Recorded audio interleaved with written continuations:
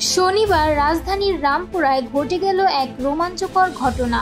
আলোচিত content creator hero Alam তার তৃতীয় স্ত্রী রিয়ামণি ও বার ডান্সার ম্যাক্স ও রিয়াজকে হাতে নাতে ধরে ফেলেন বলে দাবি করে। অভিযোগ, অবৈধ সম্পর্কে জড়িয়েছিলেন তারা। স্থানীয়দের দীর্ঘদিনের অভিযোগ ছিল হিরো আলমের ভাড়া নেওয়া বাসায় প্রায়ই অবস্থান করতেন ম্যাক্স ও ভি।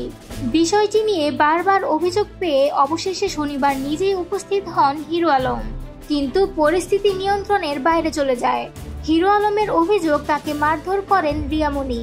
এরপরই ক্ষুব্ধ হয়ে ওঠেন এলাকাবাসী, গণধোলাই দেন রিয়ামণি ও অভিকে। পরবর্তীতে খবর পেয়ে ঘটনাস্থলে পৌঁছায় পুলিশ। ভাইরাল হওয়া ভিডিওতে দেখা যায় পুলিশের গাড়িতে তোলা হচ্ছে দুজনকে, আর চারপাশে স্থানীয়দের উত্তেজনা, চিৎকার করে বলছেন ভুয়া ভুয়া।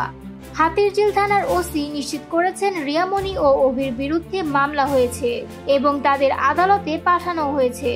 উল্লেখ্য, এর আগেও হিরো আলম জানিয়েছিলেন তার আর রিয়ামণির ডিভোর্স প্রক্রিয়া চলমান।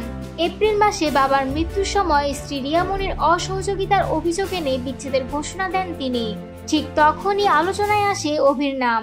অভির স্ত্রী ইতিকেও দেখা যায় সংবাদ সম্মেলনে হিরো আলমের পাশে। তারও অভিযোগ একই, এই সম্পর্কের কারণেই ভেঙেছে তার সংসার।